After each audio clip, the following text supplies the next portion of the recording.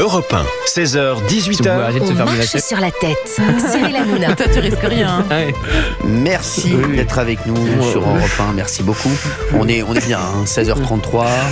On est en direct, on est heureux. On est avec Philippe Carsanti, tiens, homme d'affaires, bien entendu, et porte-parole du comité Trump France. Qu'est-ce que ça va changer pour nous, l'arrivée de Donald Trump pour la France. Au niveau, c'est pas fou. au niveau économique, non, contrairement à ce qu'on croit, je pense que les produits, pour les produits de luxe, pour les produits qui ne peuvent être que des produits français, on n'a pas d'inquiétude à avoir. Pour le champagne? Non, je suis pas certain. Je pense que pour ces produits-là, je suis pas certain. Regardez d'ailleurs, si Bernard Arnault était là-bas, c'est un signe important.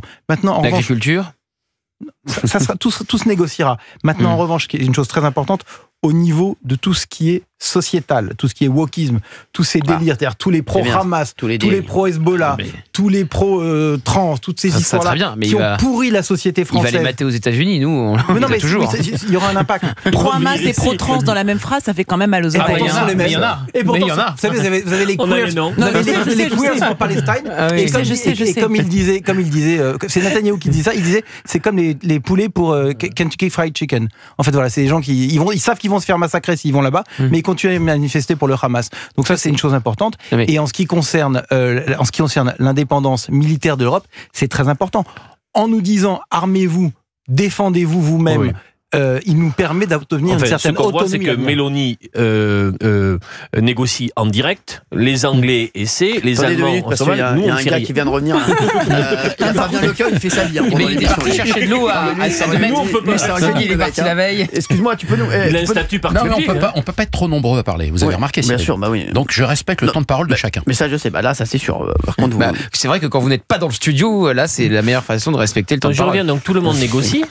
L'italienne négocie, bien sûr. Les Allemands commencent à être inquiets pour leur industrie automobile et pour d'autres choses. Les Anglais essaient. Et nous, qu'est-ce qu'on fait là? On est à l'arrêt. Olivier vient de découvrir que l'Europe n'existe pas. On est à l'arrêt. Welcome to the club. Alors, moi, si je peux me permettre, il y a une question. C'est le trumpiste que je préfère. Il y a une question très intéressante.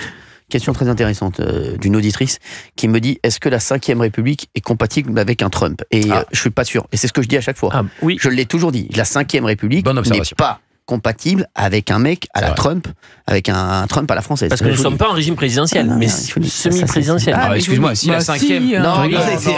Le président français a beaucoup plus de pouvoir que le président américain. Bien sûr. Il y a des contre-pouvoirs aux États-unis qui n'existent pas en France. Regarde en ce moment le pouvoir. Juste un truc, parce que je vais perdre un peu de temps. Nous, il faudra un gars qui fait qu'il va faire que l'article 16 toute la journée. Mais non, parce que dans un... Cyril, je rappelle qu'aux États-Unis, Stéphane Séjourné n'aurait jamais pu être ministre des Affaires étrangères. Stéphane Séjourné, il n'aurait jamais pu être ministre des Affaires étrangères. Il n'aurait jamais été ratifié par le Congrès. Voilà, exactement. Il n'aurait jamais été envoyé commissaire. Là, moi, je rejoins Philippe Carsanti. Christophe Castaner n'aurait été jamais ministre de l'Intérieur. En France, on a des gens qui sont quand même. On arrive. Macron peut nommer qui il veut. Excusez-moi, il y a des profils. Il y a des profils iconoclastes aussi. Non, arrêtons. Ministre de la Santé, par exemple. Excusez-moi, il y a des profils. Il connaît un peu la santé quand même, il est médecin. Oui, il est anti-vax. Oui. Mais il n'est pas anti-vax. Il n'est pas anti-vax. Il n'est pas anti-vax. Si, Robert Kennedy, si. Non, il n'est pas vraiment. Il est dans une façon irrationnelle.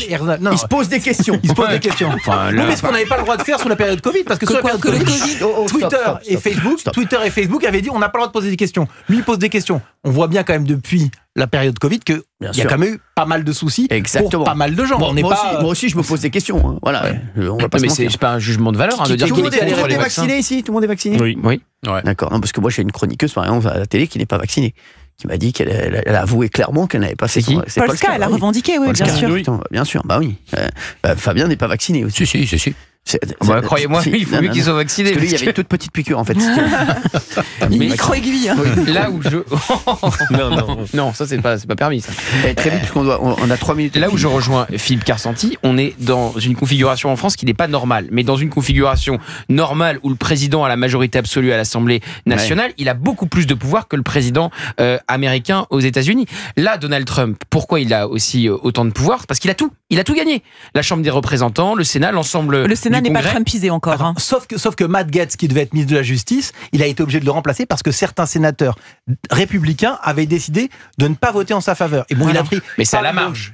Oui, mais ce que je veux dire, c'est qu'on n'est pas dans un système totalement je dirais, autoritaire comme ça peut l'être en France. Le Sénat n'est pas à sa botte encore. Mais vous avez vu ce qu'il avait dit, Il avait dit pendant 24 heures, je serai un dictateur. Oui, ce qu'il a fait, il a signé. Et là, il signe manuscrit par paquet de 10. Dictateur, moi je les prends, franchement, c'est 24 heures, c'est un rêve. Ce que vivent les États-Unis, faut se rendre compte, moi qui ai fait une tournée de la victoire aux États-Unis, juste après l'élection, quand j'ai fini mes tournées de campagne ici, j'ai fait un tour des États-Unis. Californie, Floride, États-Unis. J'ai jamais fait ça, Washington. une tour de la victoire. Et parti communiste, ça va pas arriver à longtemps, mon ami. Allez à Moscou éventuellement. La fête de il va à Cuba. Il va faire une tournée de la victoire à Cuba. Je le dis. Bon, allez, continue. Non, mais donc voilà. Et donc, j'ai fait cette tournée. Le bonheur aux États-Unis, dans tous les endroits où j'allais, dans les magasins, dans les restaurants, les gens étaient heureux, ravis. Et donc, c'est ça qu'il faut. Il y a beaucoup de gens qui ont dit aussi qu'ils allaient partir. Mais vous les avez vus partir? Non. Alors je peux dire, je suis allé à l'aéroport, ça partait que dans un sens. Les gens venaient, les avions qui non, partaient. La société américaine est très clivée. Mais oui, comme chez nous. Même dans c'est fracturé. Vous avez raison. Mais aujourd'hui, les gens sont contents. La victoire est quand même nette. Quand on voit Non mais quand on voit ce qu'est en train de faire Trump, les gens sont contents. Ils sont contents de voir, ce vieillard Kakoshim qui était Joe Biden, qui était complètement sénile. Ils sont quand même contents de voir un type qui a un peu d'énergie. Le type, il tient 24 heures debout. Sans s'arrêter, l'autre il tenait 2 minutes et après il allait parler au mur. C'est quand même incroyable. C'est pas ça le pire problème. C'est pas ça le pire problème. C'est vrai. Merci en tout cas. Merci. Donc quand je reviens demain là ? Ah bah oui, avec plaisir. Vous venez demain à 16h ? Pour dire qu'il a renoncé à la guerre entre la Russie et l'Ukraine justement. Il avait dit qu'il réglerait le problème Trump en 24 heures. Il a dit que ça prendrait beaucoup plus de temps. Si je peux me permettre juste deux choses. Il a eu Poutine hier. Si je peux me permettre juste deux choses. Quand Obama était là, Poutine a envahi la Crimée. Il s'est rien passé. Quand Trump est arrivé... Non, mais je vous parle de Trump. Non, mais quand Trump est arrivé, 4 ans, pas une guerre. Quand Biden est arrivé, en 2022, Poutine a envahi l'Ukraine. Donc en fait, Trump est vraiment l'homme qui prévient la guerre. Pourquoi ? Parce qu'il est imprévisible et parce qu'il est fort. Et qu'il dit qu'il utilisera sa force pour détruire ses adversaires.